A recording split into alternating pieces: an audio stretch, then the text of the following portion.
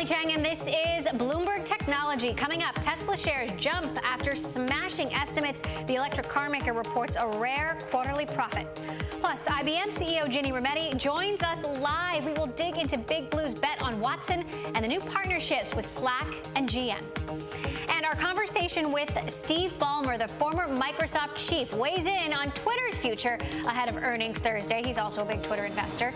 But first, to our lead. Tesla shares take off after the company posts a rare profitable quarter, its second in Tesla's history as a public company. Adjusted earnings per share came in at 71 cents versus an estimated 54-cent loss. Adjusted revenue also beat.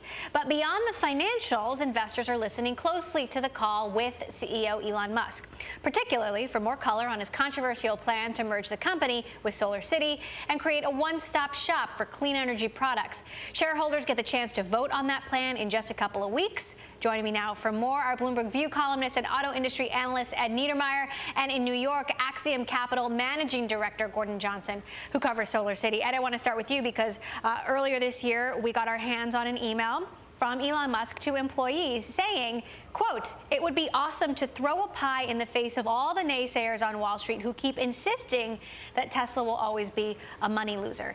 Is this a pie in the face of Wall Street? And is it just one pie, or will there be more pies? Yeah, I think that's a good way of thinking about it. It is clearly a pie in the face of Wall Street. But how many more pies he has left is unclear. I think one of the things that was really important in pushing them over the line to a profit this quarter was these ZEV credits from California. Those are essentially going away. And the color that I heard from Mr. Musk on the call suggests that it's not clear how they're going to repeat this in the fourth quarter, although he is saying that they will repeat it. They did boost production. They made 25,000 cars, which is almost twice what they did last year. Is that sustainable? Oh, yeah. I mean, they have to keep ramping up production. The real big... Can they? Yeah, no, I believe they can, up to a given point. I've done some research into the permits for their factory. I think there's a limit in the short term and potentially in the longer term until they file for new environmental permits.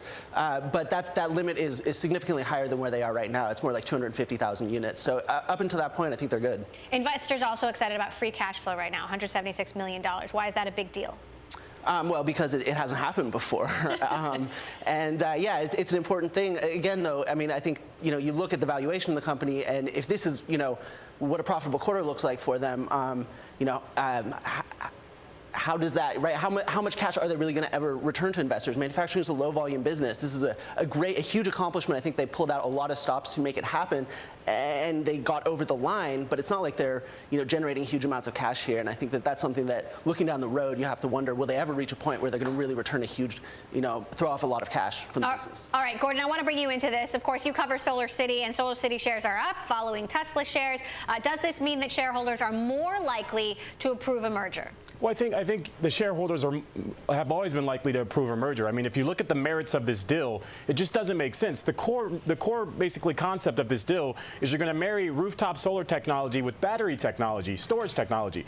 But the whole premise and the whole tailwind behind rooftop solar technology is the ability to access net metering, i.e. storing your power in the grid. If you bring in a battery, you essentially eliminate that dynamic. So the merger doesn't make sense from that perspective. And just real quickly on Tesla's results, keep in mind, we talked about the 140 ZEV credits, but they were also guiding the street to a 35% lease rate, and it came in at 32%. The street was changing their models. That was also a big benefit in the quarter, and we know that there was big discounting. So again, as was stated earlier, I don't know if these results are repeatable. And with respect to the deal, the merits of the deal never made sense. And one other thing that's worth note is when you had Evercore come in and do the valuation on this deal, they didn't even have SolarCity or Tesla's financials before they gave the okay and put a 3 to 5% terminal value on this deal. So it's like they were in the dark and they gave the okay. There were 3 other bidders who didn't match Tesla's bid for SolarCity. So it's aggressive. I think Elon Musk takes a very Machiavellian approach to business. You want him toiling around, but you don't necessarily want him doing it with your money.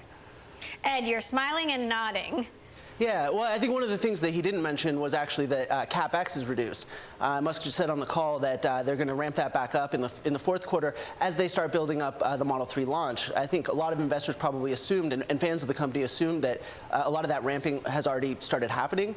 And I think the fact that they're coming in under guidance by about $500 million on their CapEx, that they're behind on that. And yet Musk says there's no impact to the Model 3, production, which is already a really, really aggressive schedule. So that's something we're going to, have to watch closely. Gordon, we're expecting Tesla to unveil its solar roof product on Friday. What sort of an impact are you expecting from that on the potential merger?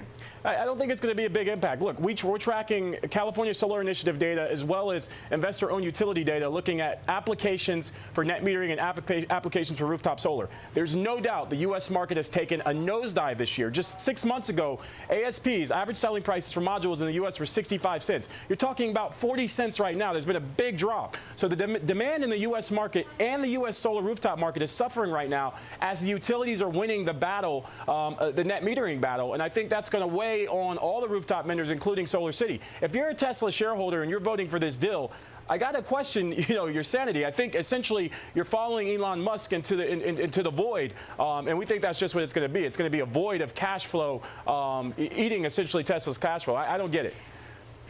Tesla and Elon Musk also ramping up their plans around autonomous driving. I spoke to Sebastian Thrun, who basically invented the Google self-driving car and was very excited about what Elon Musk is doing, saying that a new generation of cars, Tesla cars, are going to be fully autonomous. But there are still questions around the existing autopilot feature. You recently wrote a column where you talked about the number of deaths related to autopilot, and there's some contention around that. Clarify what exactly you were trying to say.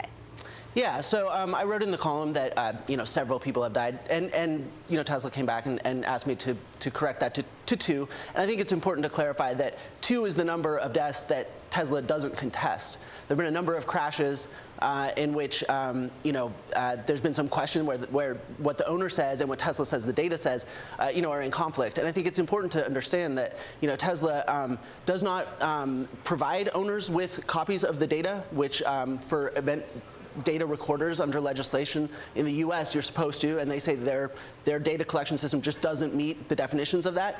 And the other thing is that they don't provide a commercially available tool. So none of Tesla's claims are been verified by third parties. So I, as someone who writes these columns, I'm totally open to corrections and to third-party verification of what I report. I just wish Tesla played by the same rules. All right. Ed Niedermeyer, Bloomberg View columnist, auto industry analyst, Gordon Johnson of Axiom Capital Management. Thank you both. Staying on the earnings front, Groupon shares sliding after hours after the deal provider announced it's buying former rival Living Social. Groupon said the amount of the purchase is not material. The transaction should close next month. It was once valued at $6 billion in 2011. Groupon also posted a loss for the third quarter, but met analyst estimates. Coming up, IBM Chairman and CEO Ginni Rometty joins me live from IBM's World of Watson conference in Las Vegas. Her big bet on Watson ahead. Also ahead, former Microsoft CEO Steve Ballmer, known for sounding off, and he says Twitter is the best way to do it. He'll make the case for Twitter's independence later this hour. This is Bloomberg.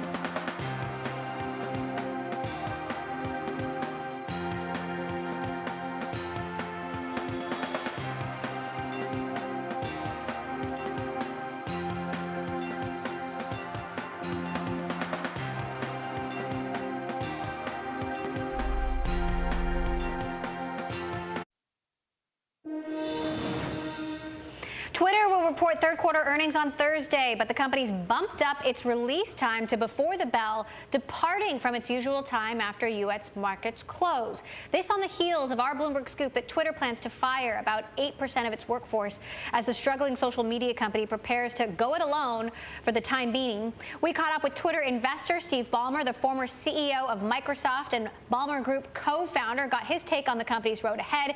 His take very important given he's an investor in Twitter and Microsoft, among very few other things. Take a listen to what he had to say.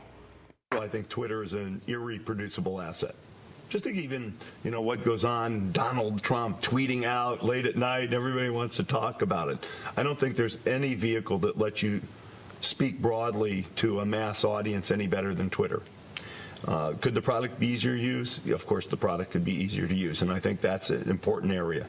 Could the product benefit from additional innovation that takes it in surrounding areas? Yes. The cost structure, at least there's rumors they're working on it. I have no information that anybody else doesn't have. But I see a lot of potential in Twitter. So do you see Twitter having a future as an independent company? I think Twitter would be great as an independent company, and I'm sure there are acquisitions that would also make sense for the company, the product, and shareholders. Anything you've heard about? I read what everybody else reads in the paper, if you will, and we'll see what happens. What about going private?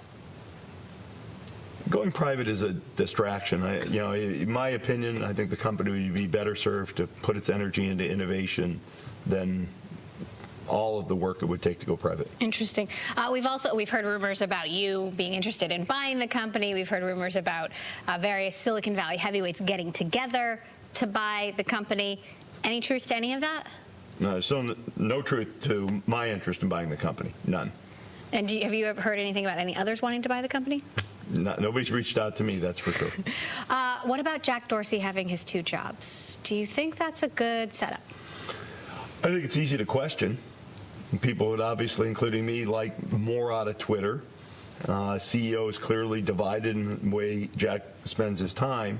Certainly as a shareholder, it would be reassuring to me if he was entirely focused on Twitter. And also as a former CEO, I mean, you know how hard a job that is. Is it really possible to be the CEO of 2 public companies and do a good job? It's not possible for me to comment. I've never tried it. Has he ever, being a big shareholder, has he ever called you and asked for any advice? I do speak to the management team once a quarter after earnings. I certainly share, opinions that I have as they come up, and they listen to them. And I wouldn't say they solicit advice. That would be incorrect. What do you tell them? Well, I tell them the same things I just talked to you about. Product innovation, real opportunities, simplifying the product, real opportunities, cost structure, do they have it where they want it to be, those kinds of things. Okay, so last question on Twitter. As one of their biggest investors, what would you like to see happen with Twitter? Would you like to see them stay independent? Would you like to see them sell themselves? What would you like to see? I'd like to see them work on the things they need to do from a product and cost structure standpoint and be open, always open to opportunities to be independent, but also to make a sale if that seems appropriate. How excited are you about the live streaming aspect? The NFL games, presidential debates. I think it proves the power of Twitter. How it actually works out from a business model perspective, I think, we'll all learn, but I think it shows the power of the brand and the asset. My conversation there with Steve Ballmer, former CEO of Microsoft. Be sure to tune in next Sunday, 9 a.m. Pacific, 12 noon Eastern, for my full conversation with Ballmer on Bloomberg Studio 1.0. Of course, he is also now the owner of the LA Clippers. This Sunday, don't miss Vinod Khosla, founder of Khosla Ventures, always full of controversial things to say. You don't want to miss it.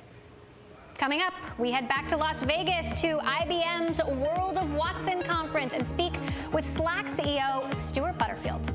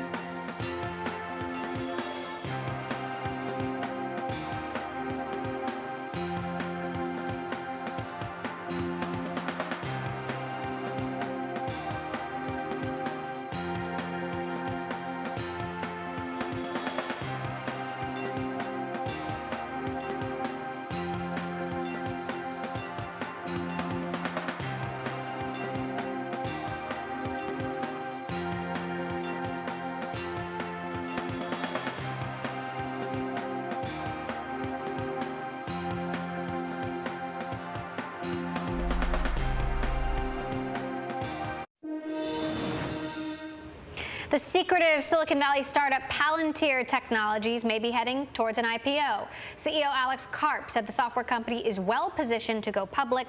Palantir is previously valued at $20 billion, and Karp says he expects to reach profitability by next year. Lately, Palantir had seen increased employee defections over compensation backlash and its reluctance to go public.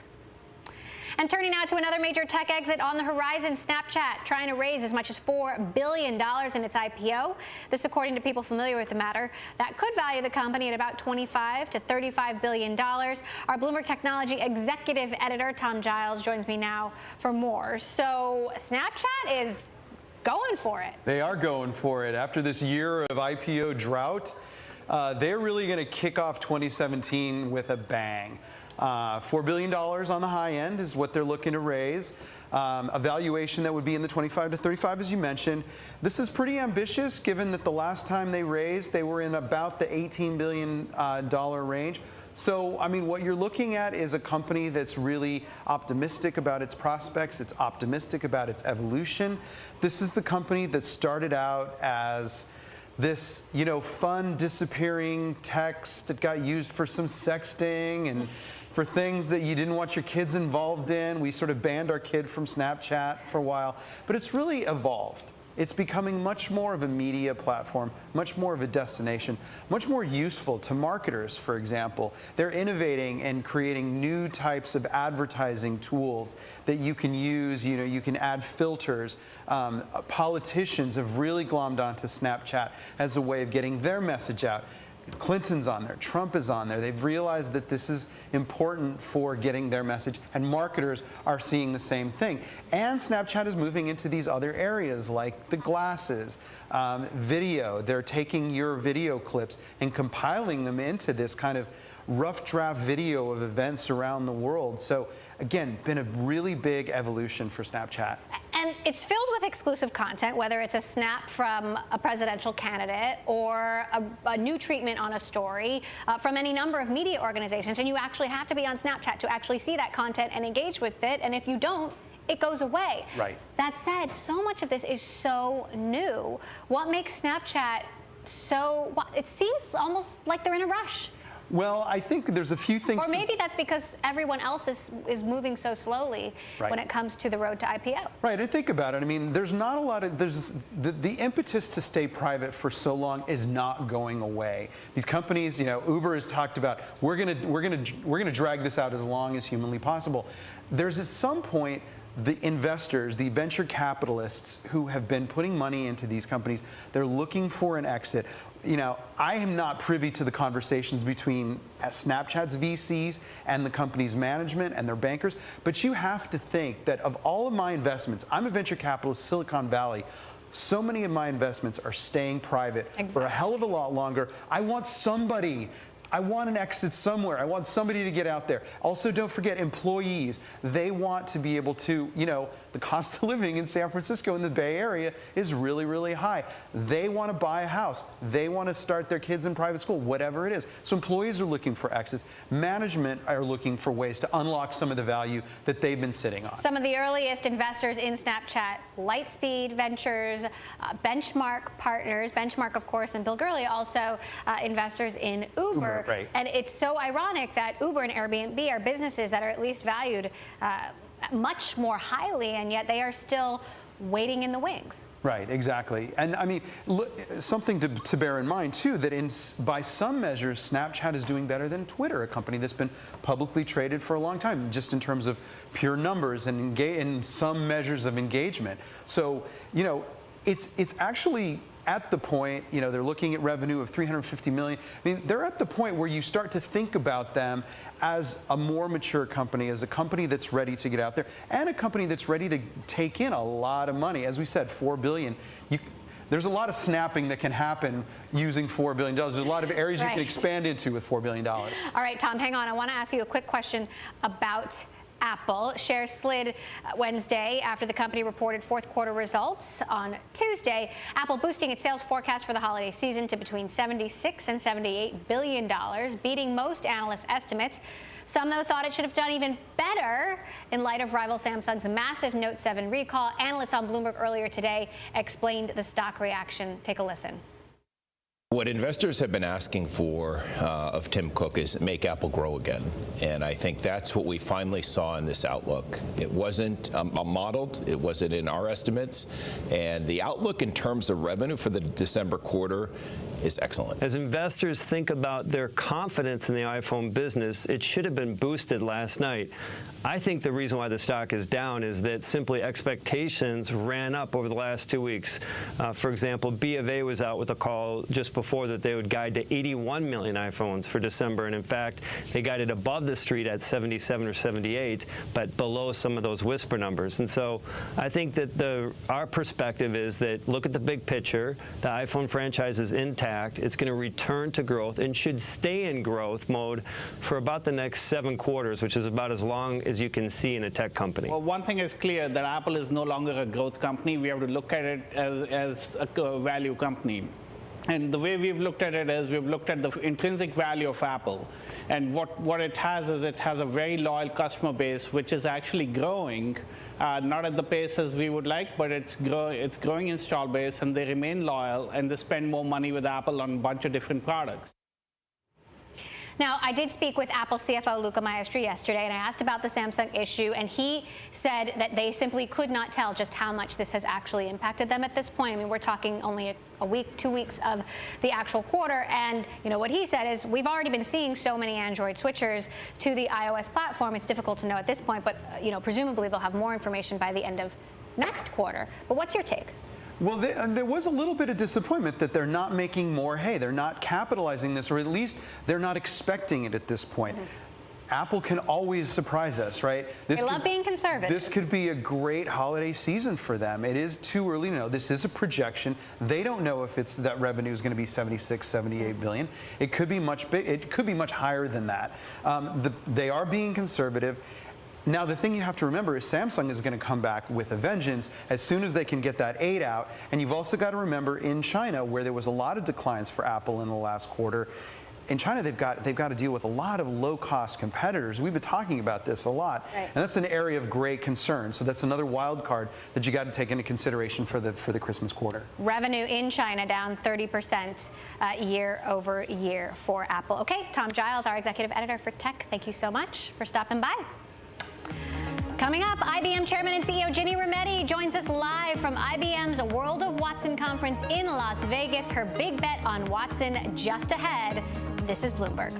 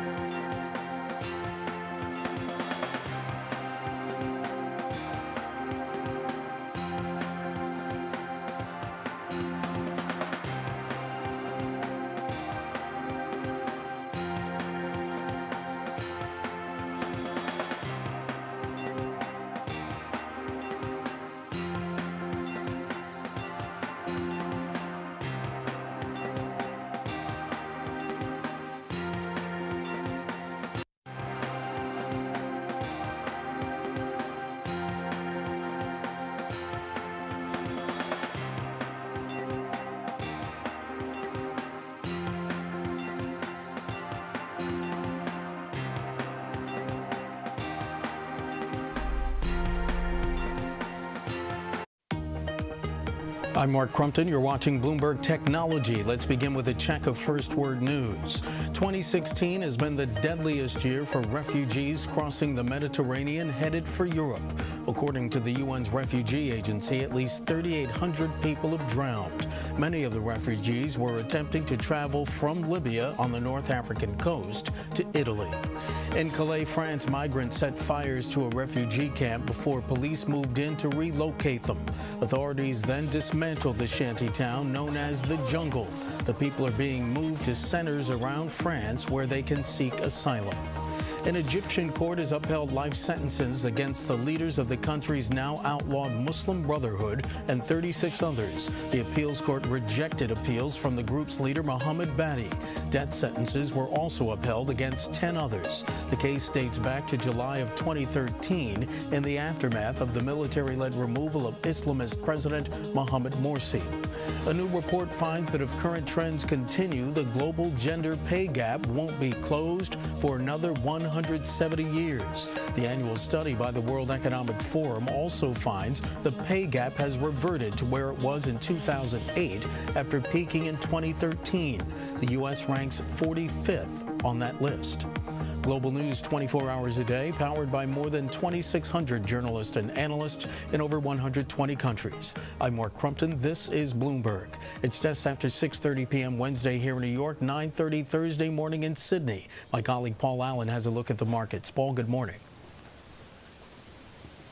Good morning, Mark. Let's start, as always, over in New Zealand, where the NZX has been trading for 90 minutes now and already looking pretty good, up 1/3%. Nikkei futures are looking mixed, and we are expecting very modest gains here on the ASX at the open. And at the open, we will be closely watching shares in National Australia Bank. Just announced full-year cash profit up 4% to $6.48 billion. That beat estimates. Still coming under pressure from bad debts, though. Bad debts up 7% and net interest margins contracting by 2 basis points. A 99-cent dividend coming out of National Australia Bank. Sticking with bank earnings, the market's going to have its first chance to react to Bank of China, which came out with third quarter earnings after the close on Wednesday. 2.5% rise there to $6.2 billion for the 3 months to the end of September. Later today, more earnings from China Construction Bank, Agriculture Bank of China, and the big one, Samsung at third quarter. I'm Paul Allen in Sydney. More from Bloomberg Technology next.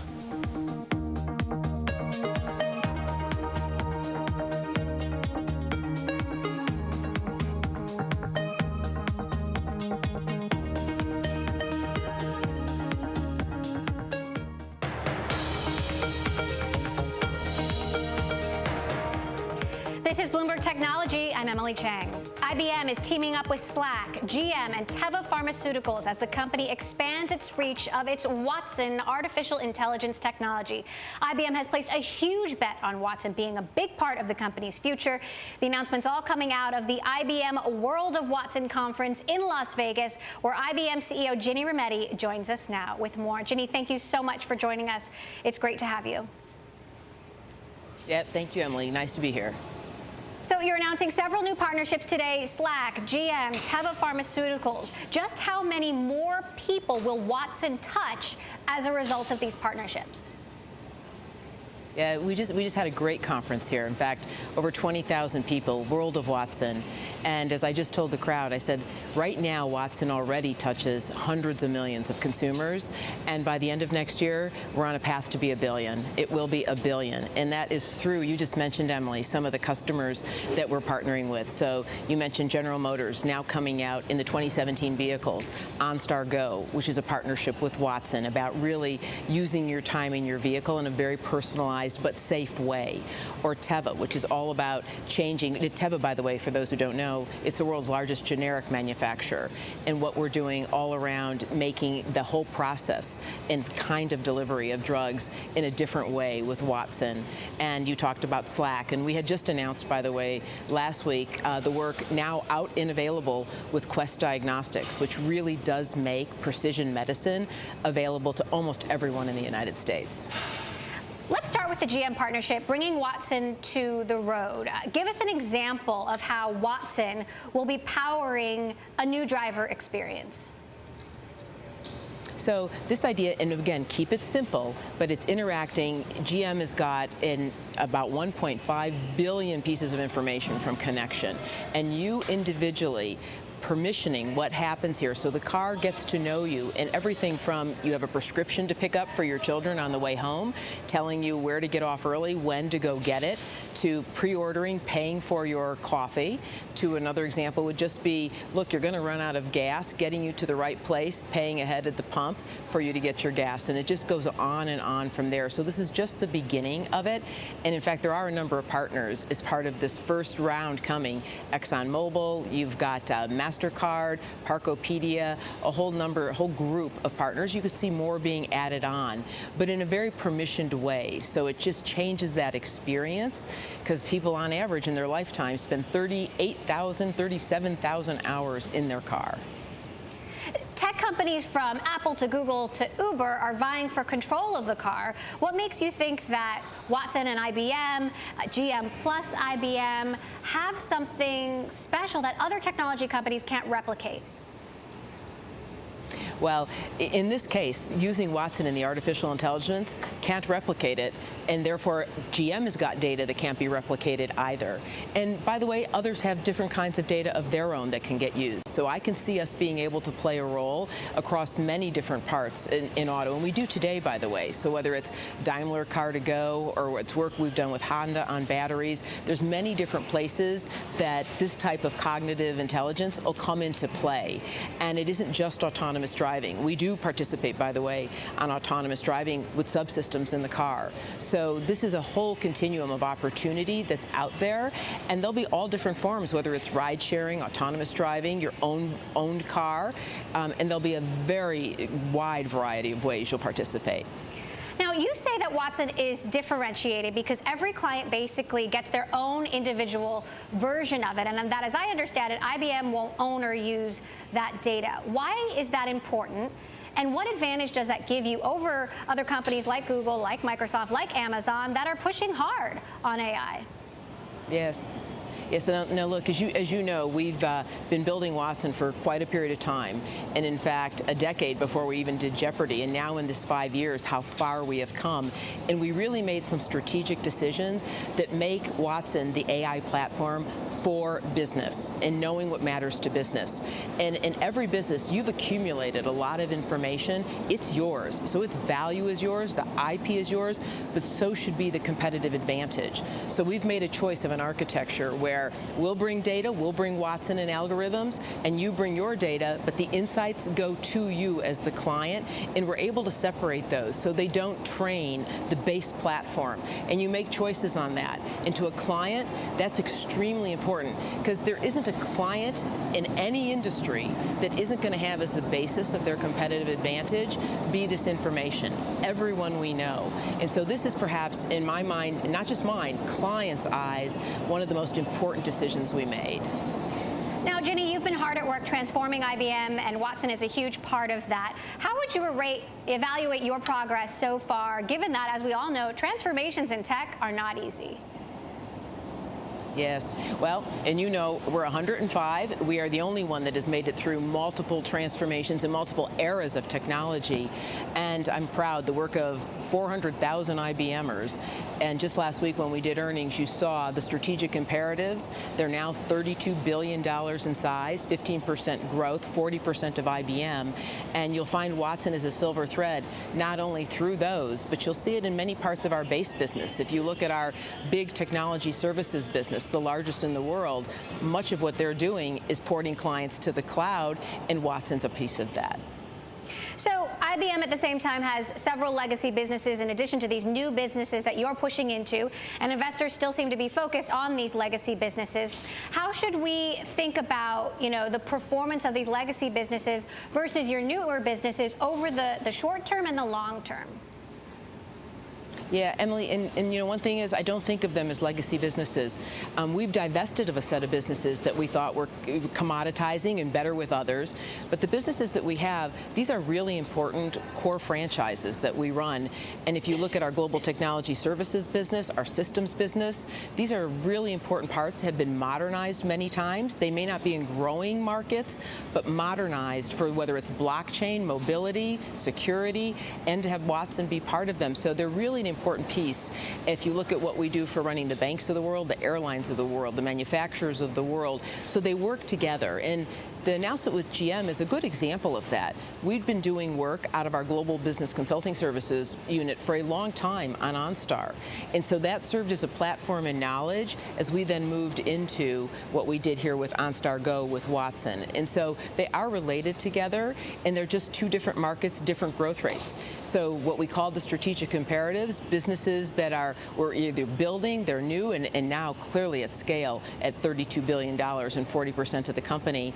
And the other businesses, our core franchises, while may not be growing, are very important businesses. They're profitable businesses. They're solid businesses together. Now, you've ramped up acquisitions, and a lot of these acquisitions in part to build up data and boost the power of Watson. Is that something and a strategy that we should expect to see continue? Yes, and you're right. We've done a good number of acquisitions, and in fact, over the last 2 years, 25 acquisitions. And how we look at them is example for Watson Health. That is an industry that would benefit tremendously from data that you had the ability to reuse, anonymize, and reuse. And so you saw us acquire companies like Truven and Phitel, Explorus, and Merge, ways to train Watson. So that is all for Watson Health. On the other hand, you would have just seen what we acquired, a company called Promontory, which is the world's most expert group in compliance and risk and financial services. They'll be training Watson as we launched Watson Financial Services. So where there's information, where there's expertise, because you're really changing industries and you're changing processes, you need those skills, you need that information, as well as just the technology itself. And that's a really important differentiator for what we do. All right, IBM CEO and Chairman Ginni Rometty, live from the World of Watson conference in Las Vegas. Ginni, thank you so much for joining us. We're also going to be catching up with Slack CEO Stuart Butterfield coming up next after announcing this big partnership with IBM. This is Bloomberg.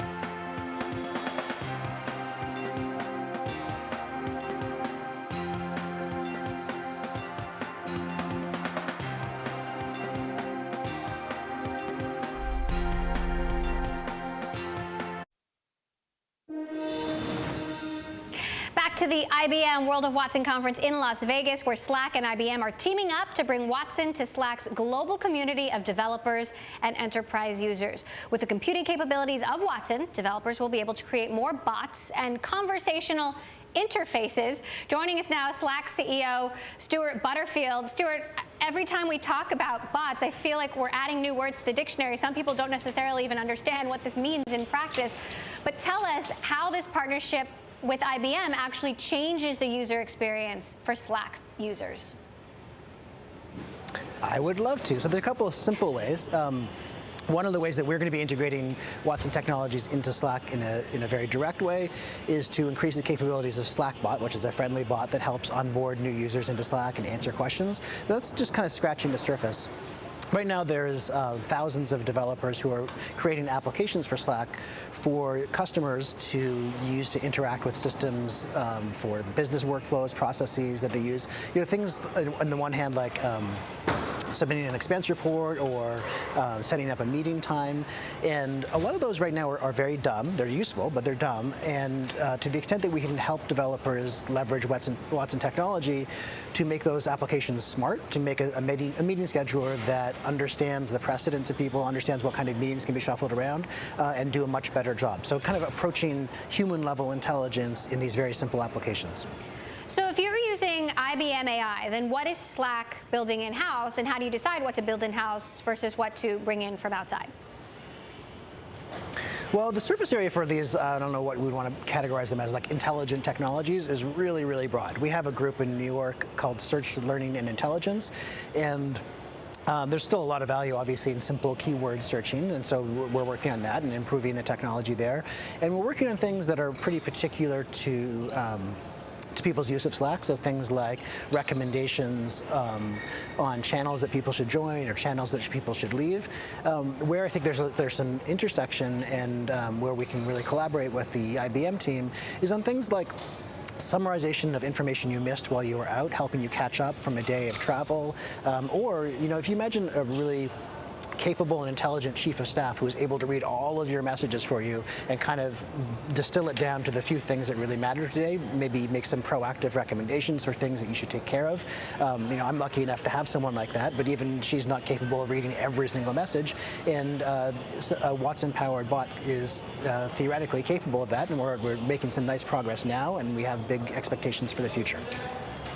Now, Slack seems to be a target these days. You've got everyone from Microsoft and Facebook trying to do what you do. Let's start with Microsoft.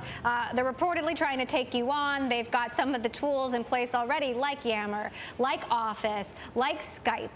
Do you have any concerns about that? We welcome the opportunity to compete. I mean, one of the challenges we have, frankly, is that this is a brand new category and not everyone knows about it. So I think Microsoft kind of giving its seal of approval on this as a category is actually going to help us quite a bit.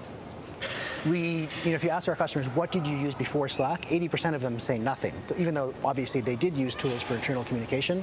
And you can imagine what kind of challenge that is when we come into brand new companies where people have no idea what they would even use this for. I believe in our ability to produce a product that people truly love, and people list Slack as a perk in job descriptions. We have this kind of organic growth, which is usually unseen. So here at IBM, we started off with 5,000 people using IBM at the beginning of this year and ended up with 30,000. And that wasn't because we pushed. That's because people love the product and they find genuine utility in it, and it therefore spreads. So I think they're going to have to compete on that basis of building products that people truly love. And do you have similar feelings about Facebook's new product, Workplace? This is something that they've said they've been testing in-house for 2 years. They're touting AI. And look, Facebook does a lot of other things like Microsoft does as well, but they're still Facebook.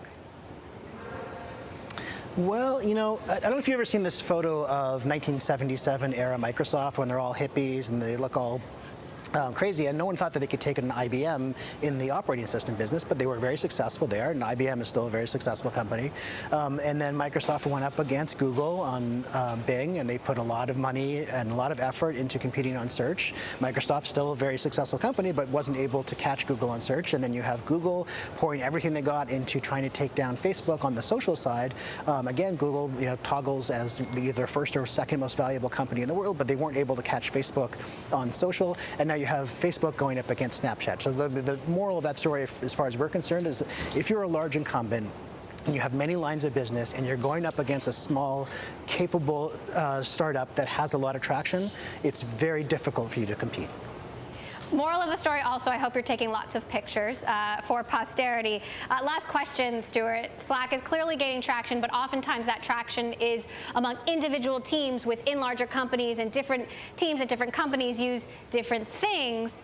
How do you overcome that challenge? Because if not everybody at the company is using it, then certainly you're not seeing the full power of the advantage of using your product.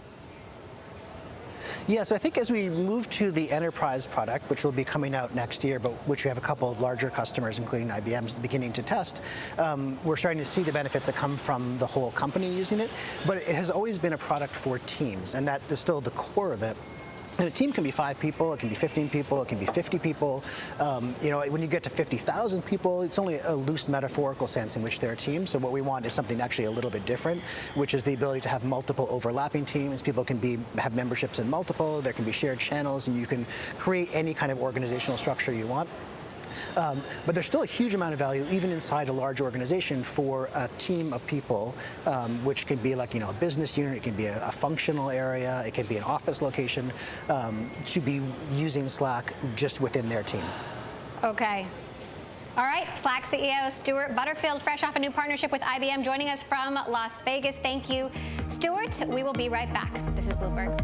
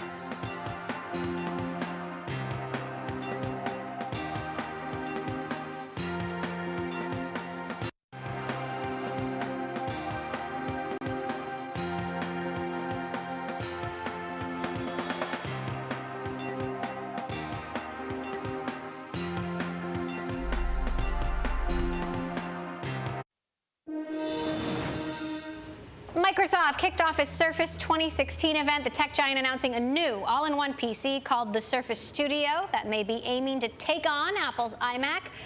Microsoft also announcing a new Surface Book computer and an update to Windows 10 that focuses on creative features. Joining me now to break it all down, IDC Chief Research Officer Crawford Del Prete. So what would you say the highlights were today? Well, clearly the belle of the ball was the Surface Studio. They're going after the iMac 5K.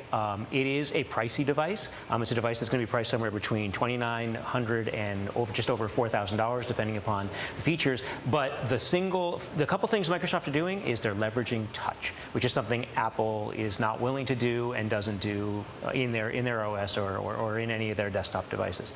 Having said that, what Microsoft is also doing is, they're leveraging premium hardware, and they're starting to integrate features only available on Surface, which is a trick that we've seen out of Apple. It's a trick that we've seen out of Google. We saw it on the phone with Google Assist. Now they brought a product called Surface Dial, which is a way for creators to navigate very quickly that only works on Surface devices. So you're starting to see Microsoft sort of leverage the power of the Surface to give you that integrated experience. Now, talk to us about how what they're doing fits into the broader context of what's happening in the PC market, because we've talked about potentially hitting a bottom, and then it seems we're not hitting a bottom. Yeah, exactly. Right. Yeah. So I think the PC market is at a kind of important inflection point. We're starting to see that demand, particularly in commercials, starting to recover a bit. And I think that what Microsoft is doing is they're going to leverage their ecosystem. So I think that the Windows Insider program, them bringing 3D Paint, which is a way to experience and scan 3D devices to Windows, will allow a broad range of users, the whole Microsoft ecosystem, to start experiencing 3D.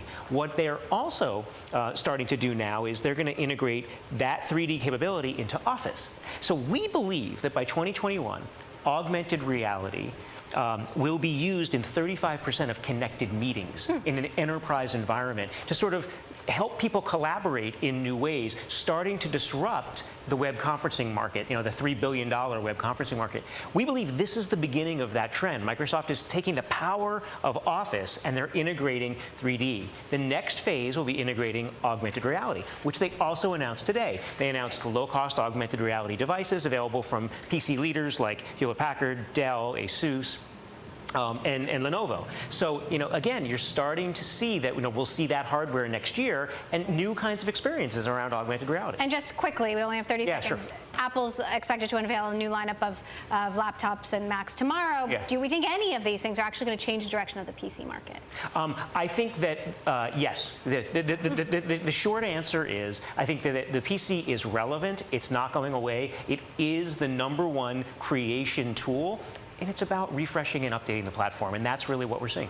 Okay. Crawford Del-Pratt of IDC, Chief Research Officer. Great to have you here in San Francisco today. Great to see you. Thank you so much for stopping by. That does it for this edition of Bloomberg Technology. Tomorrow, a big day for tech earnings. We will break down Twitter, Alphabet, and Amazon right here. And remember, all episodes of Bloomberg Tech are now live streaming on Twitter. Check us out at Bloomberg Tech TV, weekdays, 6 p.m. in New York, 3 p.m. in San Francisco. That is all for now from San Francisco. This is Bloomberg.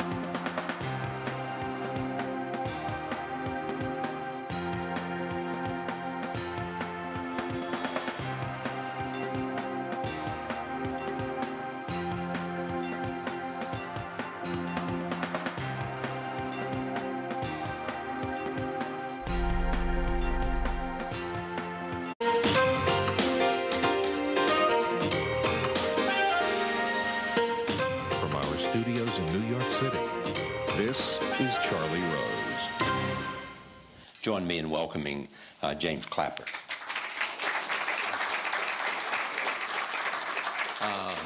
I want to begin with Russia and the U.S. relationship with Russia.